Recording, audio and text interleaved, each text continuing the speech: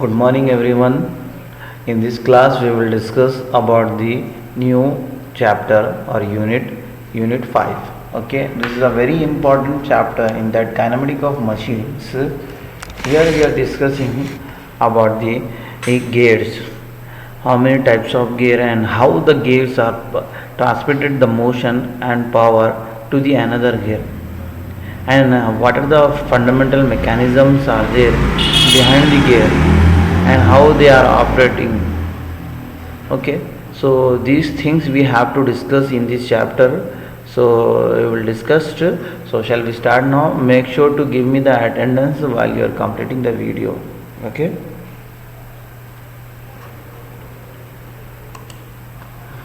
so first of all we have to know what is gear.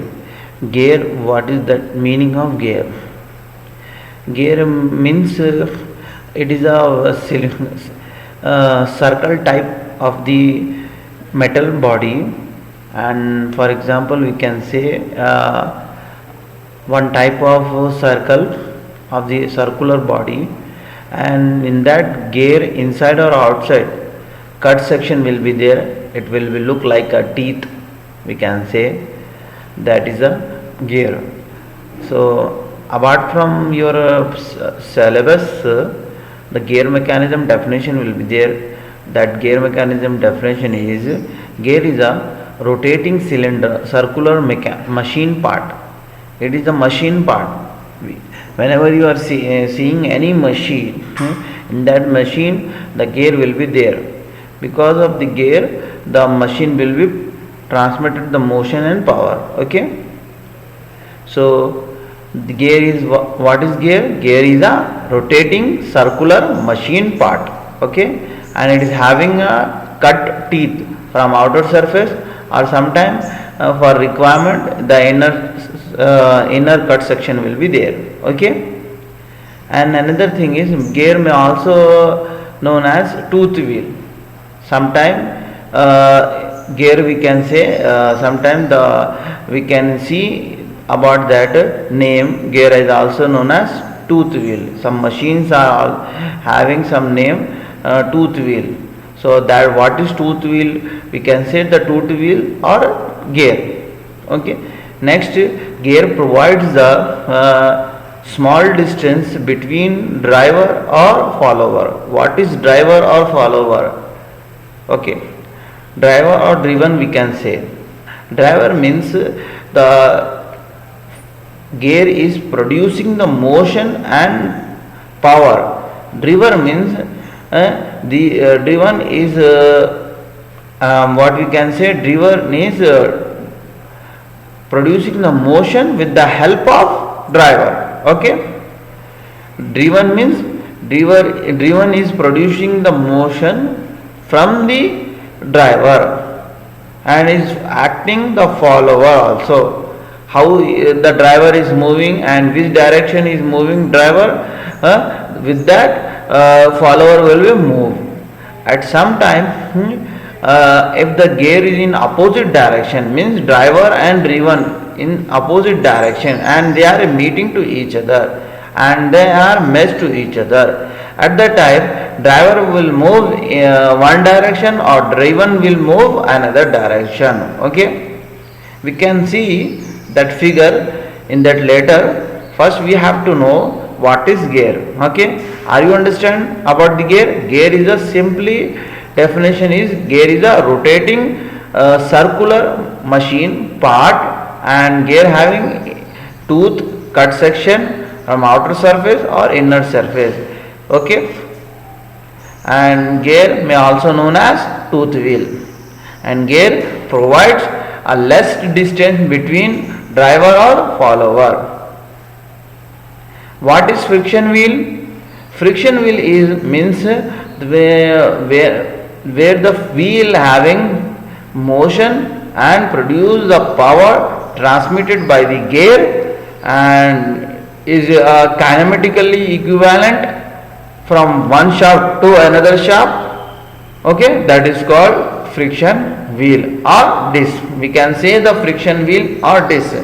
Nowadays we are seeing this friction wheel in our two-wheeler. from our front wheel drive discs will be there, that helpful for us to make a sudden brake. For the purpose they are manufacturing, the companies. Okay, so friction wheel will be considered in that front wheel of the our two wheeler, and it is attached in the same direction of the two wheeler front wheel.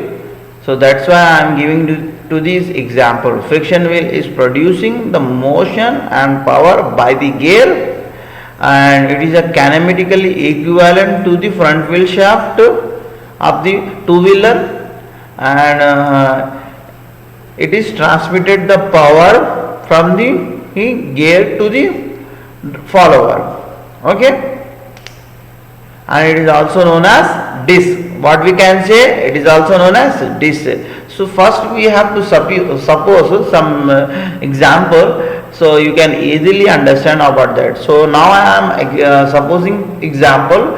One is shaft, and this shaft the one wheel is connected. Okay, that I am supposing this wheel called as A. Okay, what we call as, like, wheel A is on the rotating shaft and wheel B is on the follower shaft, and these two shafts are meshed to each other. Okay, these two wheels are meshed to each other. So what will happen if the wheel A is rotating in any direction, the wheel will be rotating in opposite direction. If sometime so consider the wheel A is a clockwise direction, the wheel will be in anti-clockwise direction.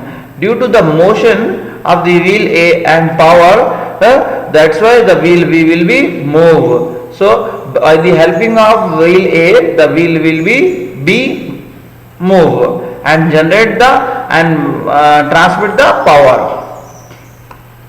Okay.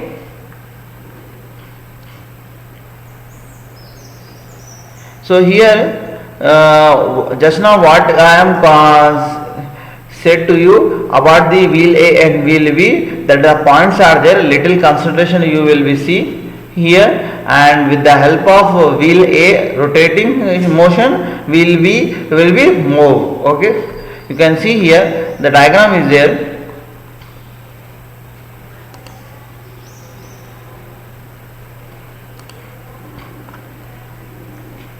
This is two gears. First one is driver and second one is follower. We can say driven also. These two wheels having outer surface teeth are there, cut section teeth. Okay. If you are seeing in the top view, you can see like this figure will be there. This is the two shafts. The gears are meshed here. That is called as point of contact. Wherever the gears are meshed to each other, that point called as point of contact. Okay. The top surface of the gear, that circular part, that called as pitch circle. What we can say, the top of the point of the gear or cut section, that is called as pitch circle. You can see here. Okay. Here the friction wheel will be there. This is your gear and this example for friction wheel. So what we are notice here in that friction wheel, in that gear you are noticing one driver will move clockwise direction and driven will move anti-clockwise direction. These are two opposite directions are there. Okay. In this friction wheel, we are seeing we are seeing here the wheel A and wheel B. In that wheel A and wheel B there is no gears are there, but they are meshed to each other. So at the time of movement, what will be there here? The force will be generated. Okay. So that is F is equal to U mu into Rn, and that point called as line of contact. So what is force is generated due to friction wheel A and wheel B meshed with each other. That's why the force will be generated. So that is the resultant force, resultant net force. So here you can see a friction wheel with a teeth cut, or it also known as tooth wheel or gear.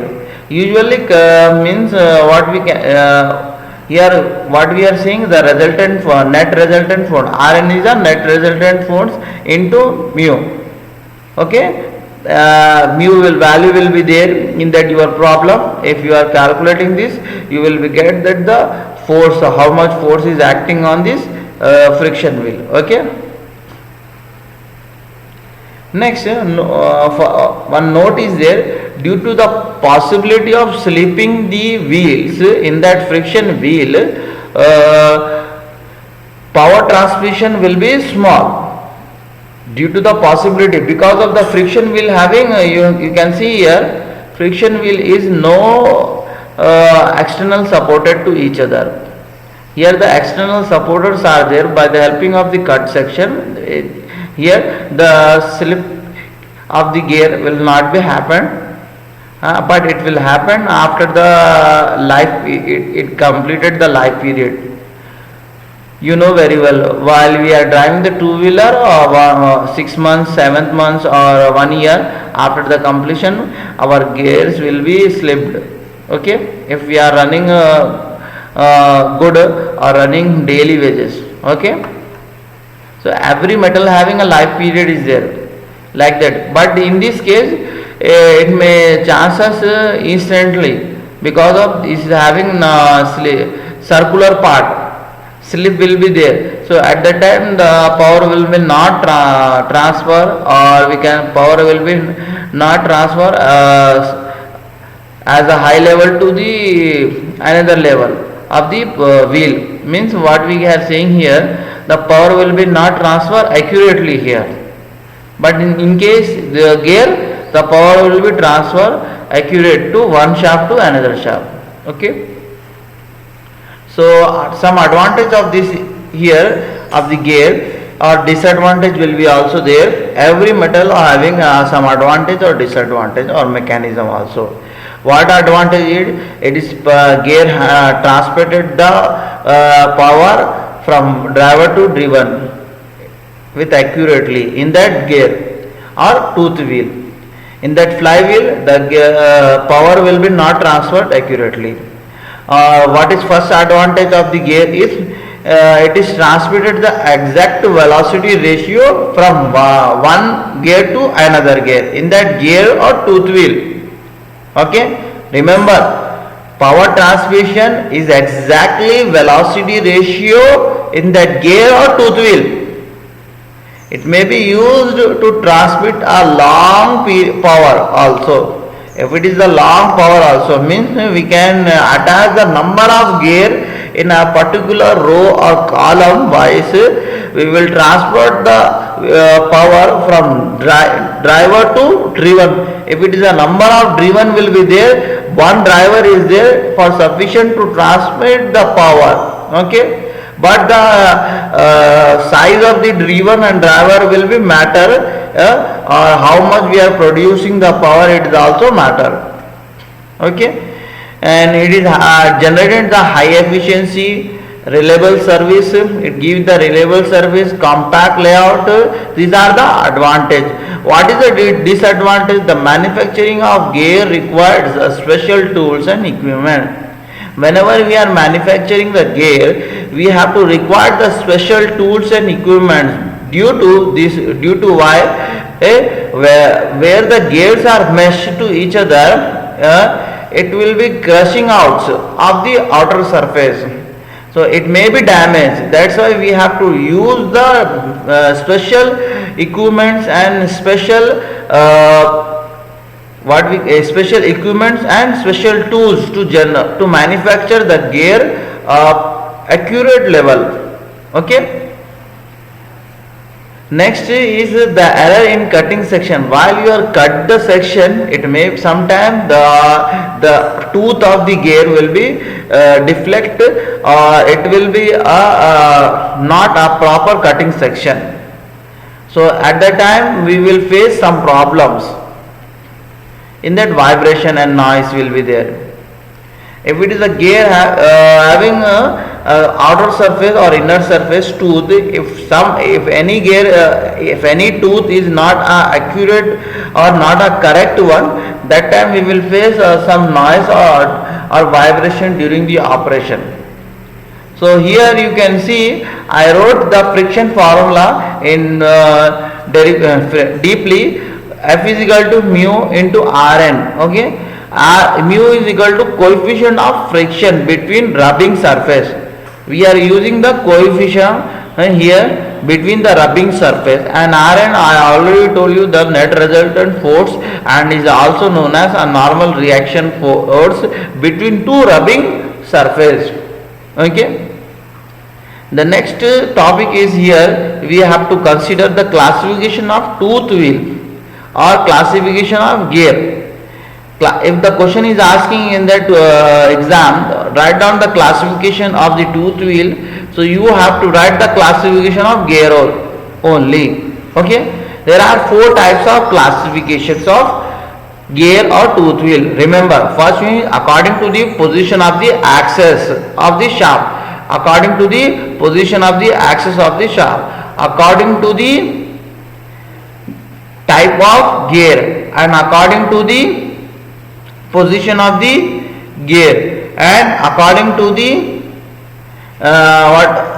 velocity ratio. Okay, these are the four different types of classification will be there. You have to remember while you are doing the problem also. Okay, first one is according to the position of the axis of a shaft. In that what we are noticing, sometimes the shaft will be in the parallel, sometimes the shaft will be in intersection, and sometimes the shaft will be not intersected or non-parallel. It means the shaft will be look like A is a parallel, the shaft will be look like this. B, the shaft will be look like this, intersecting or intersecting. C, non-intersecting or non-parallel. Okay. So here in that parallel or coplanar shaft connected by the gear is shown. These gear are called spur gear. Okay. If the parallel shaft, the gears are connected to each other, that gear called as spur gear. Okay.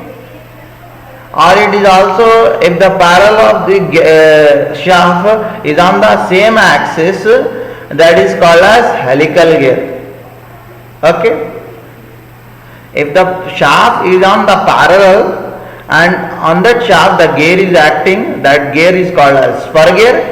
If the shaft is acting on two shafts is acting on the same axis, that is known as the gear is called as helical gear. If single shaft having double helical gear, means this is a single shaft and double helical gears are there, that is called as herringbone gear. Okay.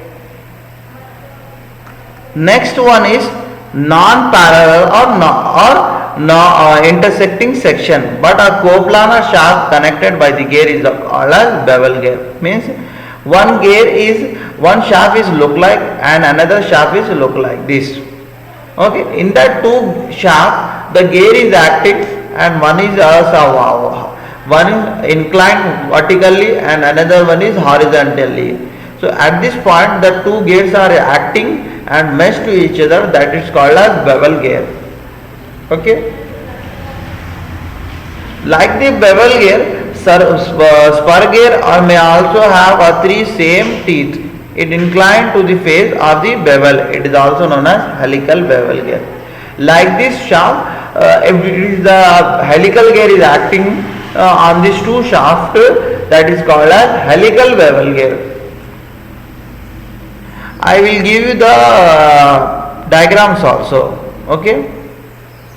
You can see here single helical gear look like this, and double helical gear, the shape of this gear will be there, And bevel gear, you can see just now I told you vertical inclination and horizontally. Spiral gear, it is look like this one figure. Okay. So the next topic is I just now told you the classification of second topic we have to discuss according to the peripheral velocity of the gear. You can write it's your wish. If you want to write, the first is according to the position of the axis and according to the type of the gearing, you can write second also. Okay, no need to worry about this. Because of these are the classification, you can write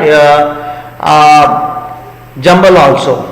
Okay, according to the peripheral velocity of the gear. In that, according to the velocity of the gear, we are seeing here three different velocity. First is low velocity level, medium velocity level, high velocity level.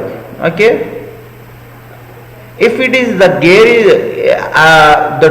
in that two shaft, the two gear is acting on these two shaft. For consider these two gears are bevel gear. For example, we are considering the two gears are bevel gear. The gear are meshed to each other, and one is driven or second one is driven. And at this point, the driver is creating the motion, and it is transmitted the motion from another gear. So that is velocity will be generated here at this point. If this the velocity is less than 3 meter per second, it means low velocity level. The level what we are saying here, if it is here at this point the velocity is generated less than the 3 meter per second in this bevel gears or else helical gear, whatever may be there, that is called as low velocity level. If the gear having a velocity between 3 or 15 meter per second, that is called as medium velocity level. If it is the gear is having a more than 15 meter per second velocity, that is called as high level velocity. Okay, you have to remember this. Okay, according to the types of gearing, different types of gear systems are there. Okay. So these types of gear system, we are having some physical model structure. So that structure I will see you this structure in the our DOM lab, having dynamic of machine lab, having some models of the gears are there. Whenever we are going into the workshop, we will see. Okay, I will tell you about this. Okay, next is according to the type of gearing. So here external gearing, internal gearing and rack and pinion gearing. So these three different types are there. Means two outer gears are acting are meshed with each other by the helping of external gearing, external teeth. Sometimes the one gear is bigger and second gear is smaller, and these two is acting and these two are rotating with the help of internal gearing. And that rack and pinion, this is the different one. Rack is vertically, rack is a horizontal surface, and the gear is a circular teeth having outer surface. So at the time the gear driver will be moved, the rack will be moved in a horizontal surface. So that figure will be there here, you can see. This is the external gearing system. In that the outer surface having teeth and they are meshed to each other, and this is having an internal gear system. These are the two gears meshed with each other, and this is a rack and pinion. Just now I told you this is a rack and pinion. Okay, this mechanism will be there in the ladders. Okay, nowadays we are seeing these ladders in that shopping malls also. Okay, so these are the simple basic definitions are there. You can understand about this. How it will be operate, just I will tell you. Okay, first one is external gearing system. In this, you know very well, outer the two shafts are there. Either it is a parallel or either it is in non-parallel or non-intersecting point. On that shaft, gear is acting. Different types of gears are there. You may consider one gear. The two gears are meshed to each other and producing the velocity. So here we are using the spur gear. Okay. And internal gearing, we are using angular wheel and smaller wheel is called a pinion. Means the two wheels we are using here, that is also a spur gear. Okay, and they are meshed to each other. And then rack and pinion, one gear is externally, it is a cylindrical type, and another one is horizontally, that is called a rack, and they are meshed to each other and producing the rotary motion. One driver will producing the rotary motion and driven will be producing the vice versa. Okay, so you can see here the three diagrams are there. This is a rack and pinion motion. Okay. The next one is according to the position of the teeth on the gear surface. So according to the position of the teeth on gear surface, different on the we are considering here the teeth on the external surface of the gear.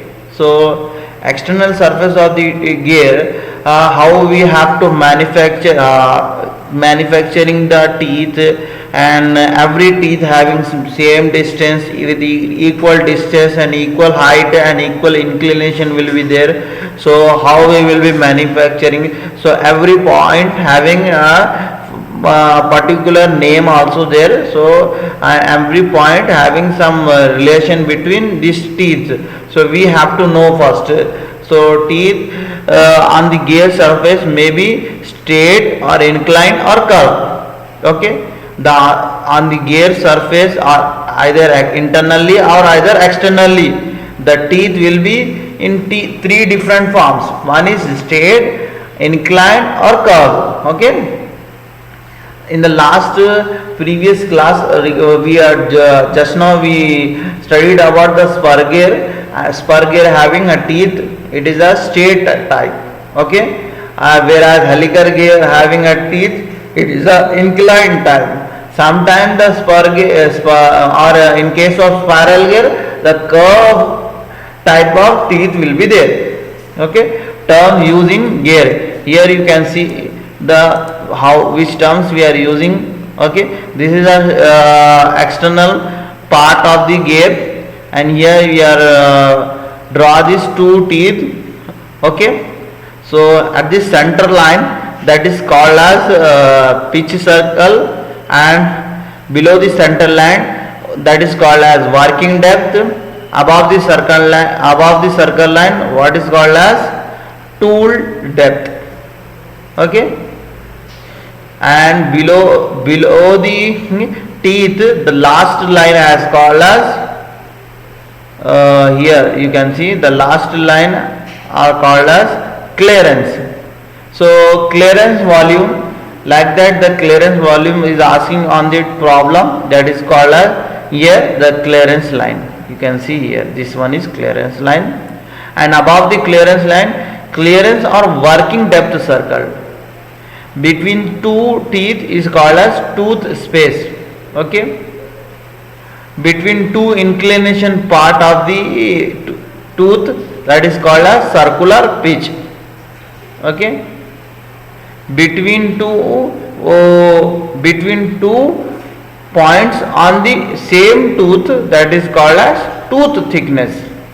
How much the tooth thickness will be there, and that thickness will be same on another thick tooth. Okay, the head of the tooth is called as addendum, and the depth of the tooth is called as dedendum. and this is your face width, and this is your inclination part as called face flank. Okay, top land, this is your addendum circle. Okay, this curve is called as addendum circle. This is also addendum circle. Okay, this is your addendum circle, and this is face pitch surface element.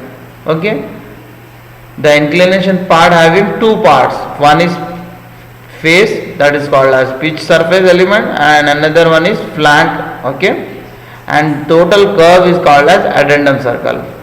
You can see the top dead center of the tooth is called as addendum, and the bottom dead center it is called as dedendum.